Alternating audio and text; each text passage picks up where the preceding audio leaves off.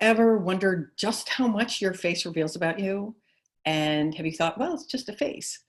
Believe it or not, I recently had an experience that allowed me to see that there is a whole lot more going on with our face than we really recognize. I'm Mira Dessy. I am the ingredient guru, and I am someone who helps people with nutrition and their diagnostic plans to support gut health and overall wellness.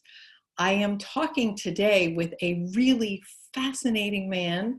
Dr. Todd is a functional medicine practitioner. He has been doing functional medicine, acupuncture, and nutrition for 38 years, and he is a master at facial diagnostics. So we are going to dive into this conversation, and he's going to talk about some of the things we can see in the face. You'll learn a couple of things about me, and we're all going to have a really good time. So I'm really looking forward to this. Dr. Todd, thank you so much for joining me today. Oh, it's great. I love to share this. It's my passion in life now. I've retired recently, and this is now what I do. Yeah, well, and so you and I met at a conference, the National Association of Nutrition Professionals Conference, online, which was really kind of fascinating. And at a certain point in the conference, you were talking about facial diagnostics and the map of the face. And you said, and you, Mira, you're an iron face, which I thought was very interesting. You were one of the few people that had a picture up there, so I just went for it. And so can you explain, I mean, obviously that is from Chinese 5-element practice. Can you explain what the elements are? Sort of. It's a conglomeration of things and how I looked at my patients as they came to me. You know, I think it's important to understand the why behind my book, Why the Face. I wrote it with my daughter, Abby. And so I had this wonderful man that came to see me. He and I became very, very good friends. He was kind of a spiritual giant in my life. His name was Jack. And I worked with him. He had some issues that we were able to resolve. And he also worked with a medical doctor in town that was a friend of mine. And he would always bring his blood work into me to get my opinion, because medically, the normal range is so wide that kind of everybody lands in normal. So I would take those normal ranges and I'd put them into an optimal range. And so the optimal range will shift. Kids are different, adults are different, geriatrics, men are different than women. So this particular time, it was a Tuesday. He came in. I worked a half day, and he said, "I got my blood work from Dr. Mike. Can you take a look at it?" And I said, "Yeah, just hang out. I'll finish up here real quick, and I'll look at his blood test." And I looked at the blood work, and I said, "Well, Jack, your blood work, not only is it medically normal, it's textbook midline normal in my world." And I said to him, "What did Dr. Mike say?" And Jack said, Dr. Mike said, "I wish my blood work was this good." And that was a Tuesday. On Thursday, he was jogging in Queenie Park in St. Louis area, and he was dead before he hit the ground. And it just shook me. And I had all this training and all this medical knowledge, and everything was textbook and like normally is now clinically dead. This was a disturbing thing. So I had a paradigm shift in my life. We are trained as physicians to ask what's wrong, and we have many ways to determine what's wrong: blood tests, x-rays, MRI, CTs, PET scans, all these kind of things. However, Jack, there was nothing wrong, and yet he ended up dying 2 days after I told him everything was perfect.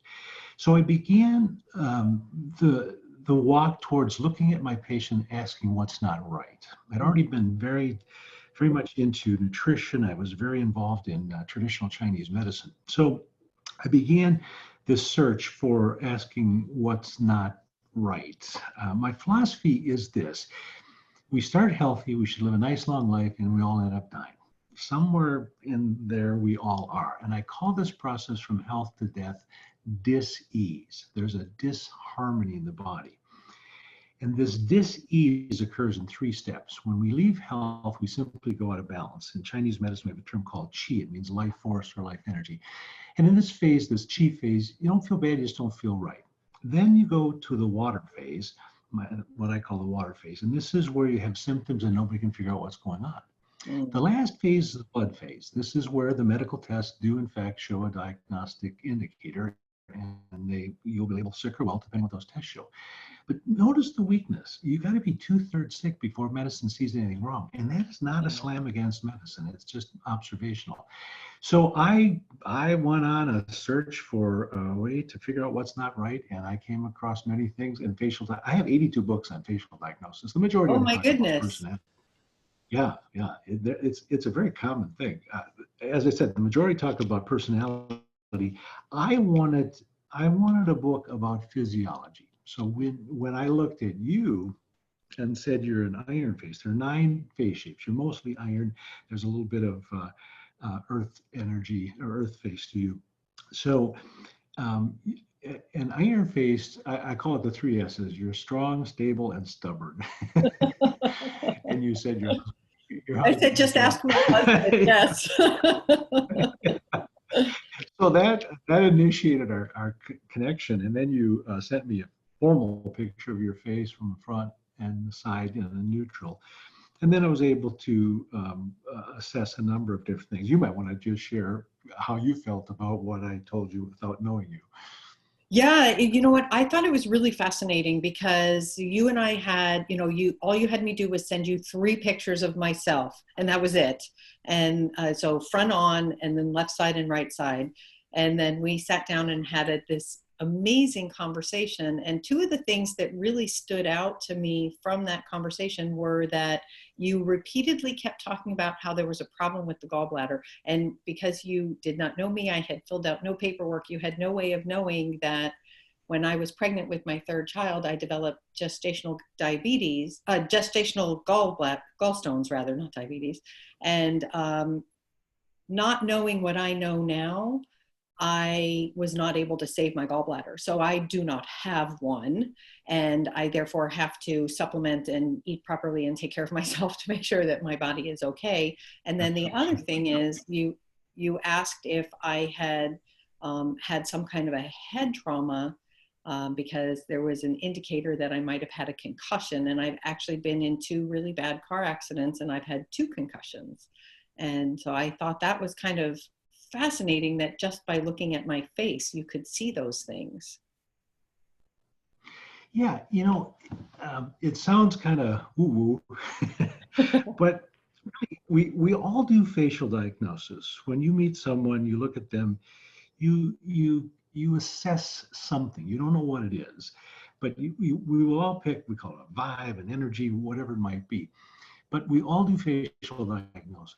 We do it with our children. They come down in the morning and you look at them and say, don't you feel good today? What did you see that morning you didn't see the morning before?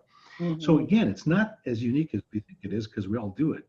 This book just kind of put legs to it, and we can say, if you see this, it means this.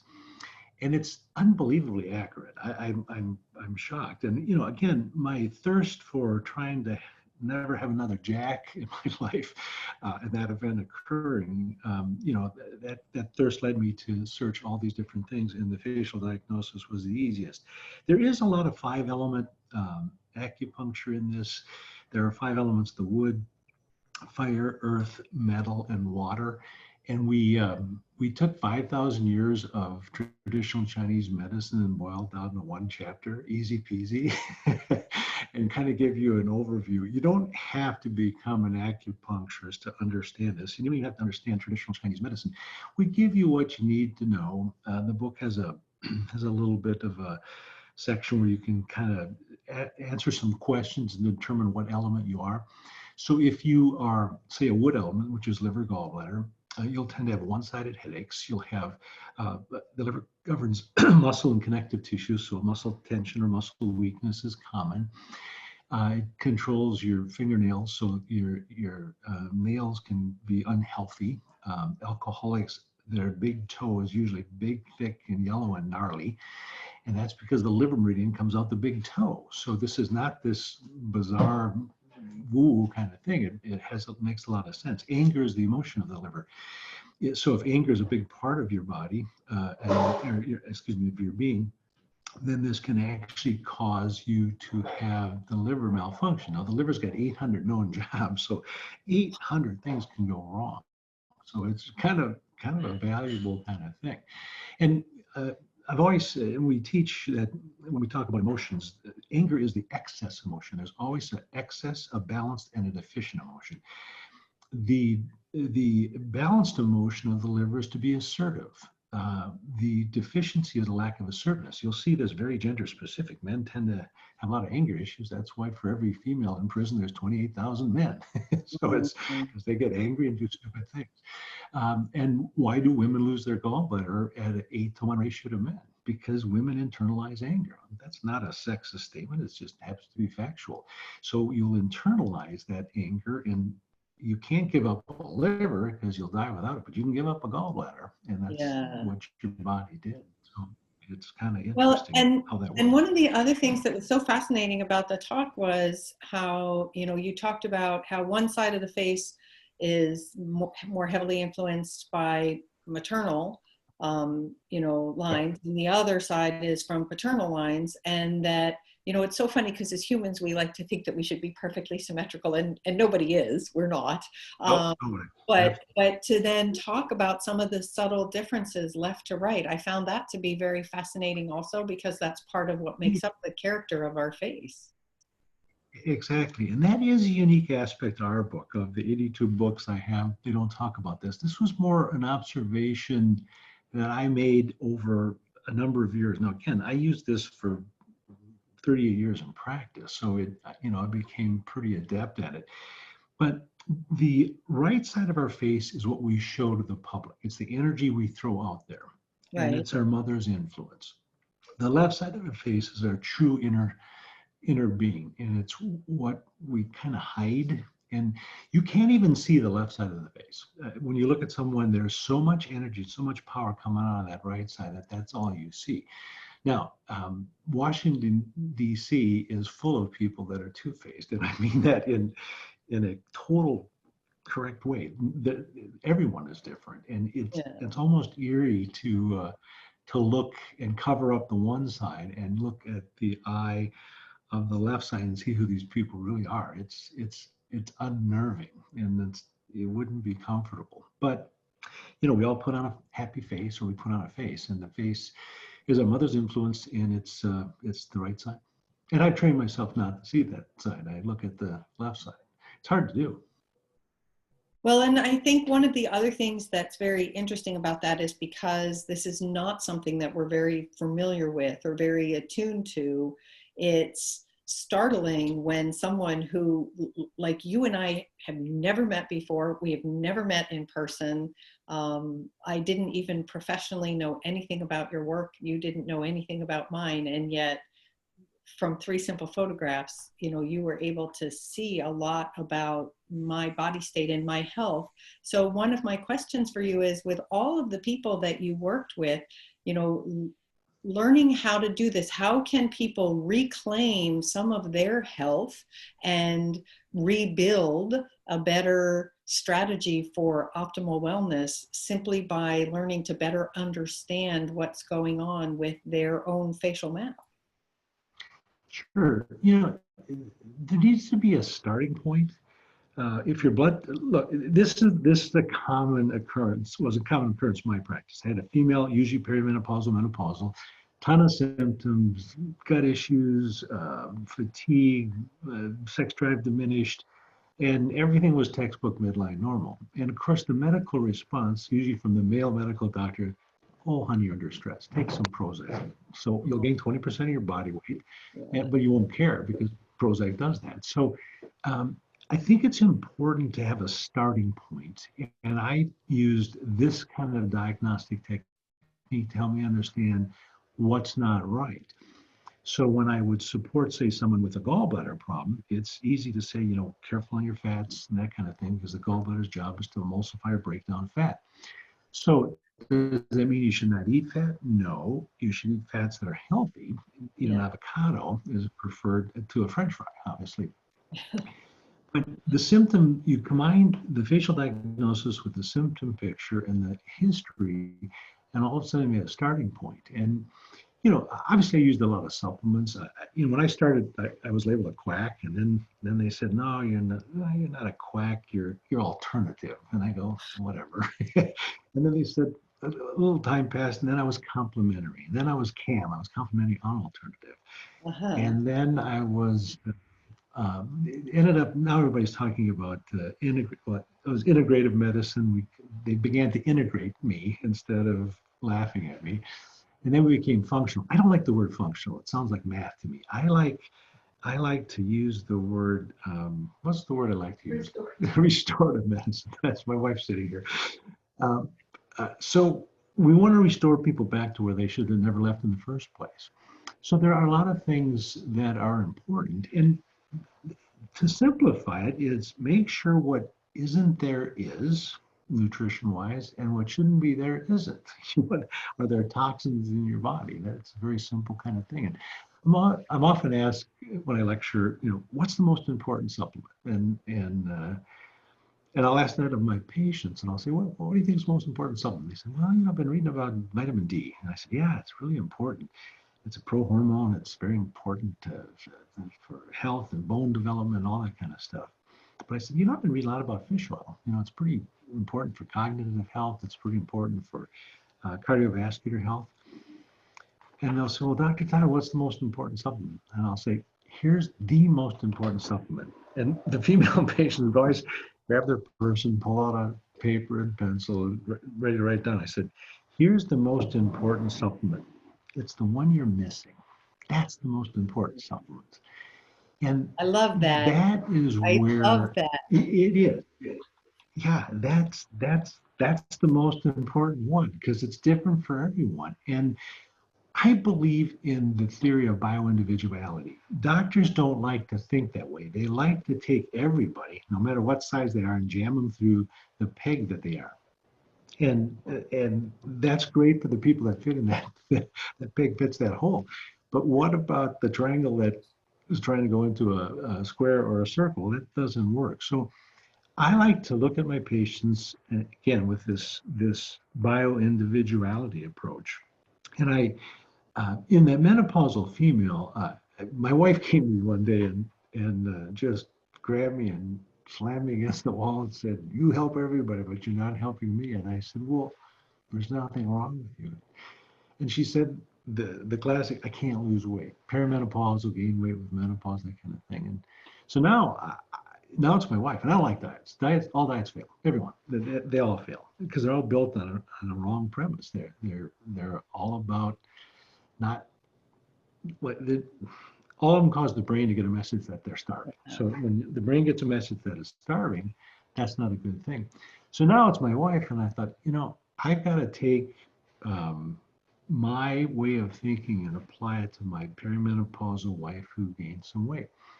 I ended up inventing a program and a product called Shape. And Shape Reclaimed is the other side of my company. I have the book, and then I have this company, and I realized that the problem is the reason that diets fail is, well, they all fail. It's because they go into starvation, and what we did is realize that it's not metabolic; it's a brain problem, and because the brain is not communicating properly. We have something called the limbic system of our brain. I'm getting technical here, but it's kind of cool.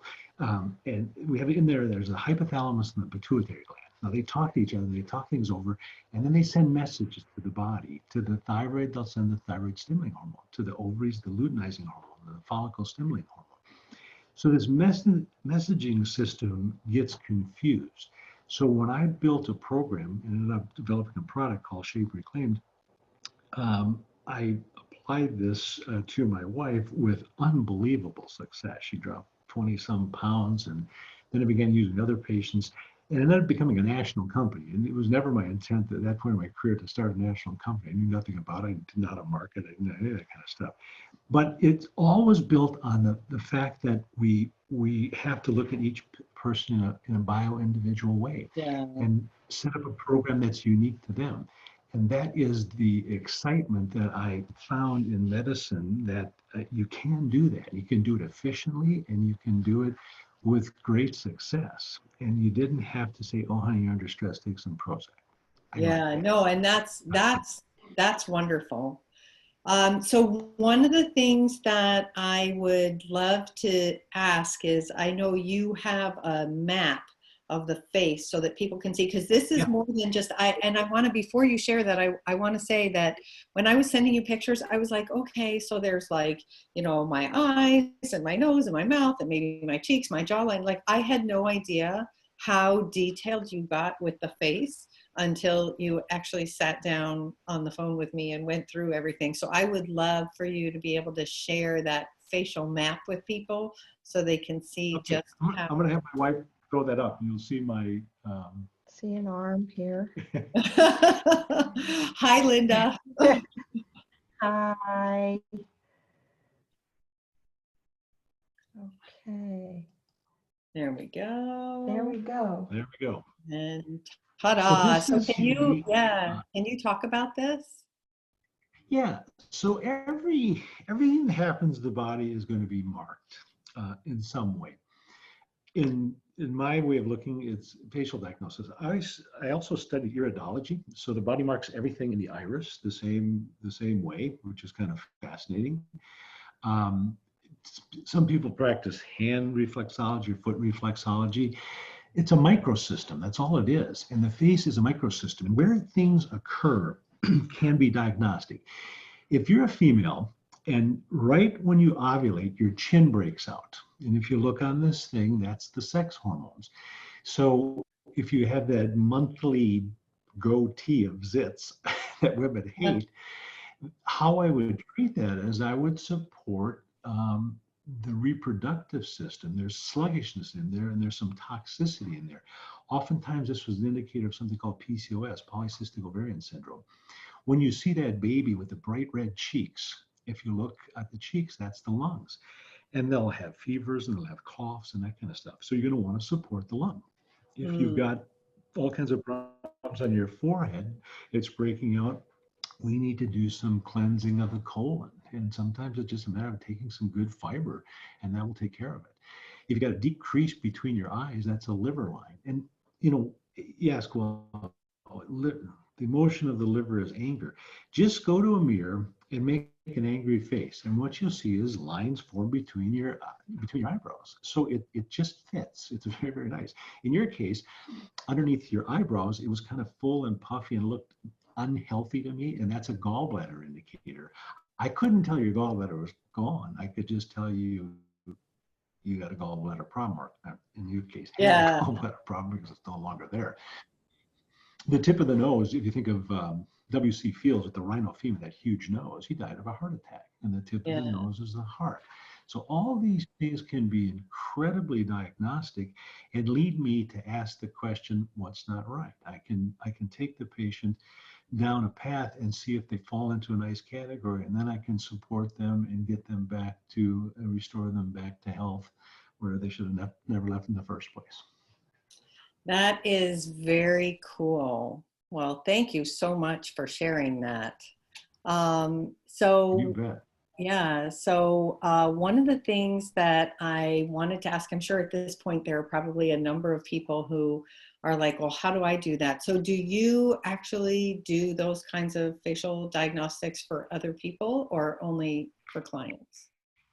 You can go to our website and you request that. Obviously, there's a fee for that. It's not expensive, but you can also, our book is on Amazon, or you can just call direct and we can send you the book from our office. So the book is really, I'm going to say well written because I didn't write it. My daughter did. She was really, really good at it and really was able to put my my ADD inspired thinking and speaking into a usable format. It's an easy read. It's very, we wanted to write a book with something that would interest medical practitioners, but also the public, which is physically not possible. It can't be done, and we did it. It is really. There's some funny stories in it. There's some sad stories in it. There's some moving stories in it, and it's broken up nicely. the pictures, we chose to go high end and just all color pictures. So that is incredibly expensive to do, but it's the only way you can actually teach this. So we walk you through my philosophy of health, my dis-ease model that we already talked about. And it's something called the target of health, which is doctors are into bullseyes. They want, and that's great if you know the diagnosis, but back to the menopausal female with nothing wrong with her, what do you do? Well, the outside circle is pH. If your pH is out of balance, you're not going to get well. Most people are acidic. We then move into digestion. We then move into stress coping. We move into immune, and then we have the bullseye. Now, if we heal in that order, all of a sudden those bullseyes don't exist anymore. So we talk about that. Then we talk about 5-element acupuncture and traditional Chinese medicine, and then we begin teaching you what each one of the parts of the face means, and both from a physiological and also psychological standpoint. There's lots of books on psychological, so, and we list those in the back of the book. If you want to dig deeper into that, if you're a therapist, that's great. Again, I wanted to know physiology, what's going on, and that's why we included this face map, so you could kind of tell where the weaknesses were. The body will never lie. It will show up on the face, and it's a remarkable diagnostic entity. And so one of the things that I want to close with as well, because I found this to be very comforting after you and I talked. Like, it was startling to me when you were able to see that I had those concussions, and you talked about the impact that had literally and figuratively on my face. And so I asked you about that, and you said that it is actually possible when we have quote unquote damage to be able to reverse that through making changes. Now, obviously I can't reverse the gallbladder, it's gone, but I do support my health to the best of my ability. And, I do pretty well. I have not had any symptoms or any issues with that since then. But in terms of some of the other things that people see, I just want people to know that it doesn't mean that it's, if something shows up, it doesn't mean there's nothing you can do about it. There are ways to help address and restore. Absolutely. Not only can the face change, it should change.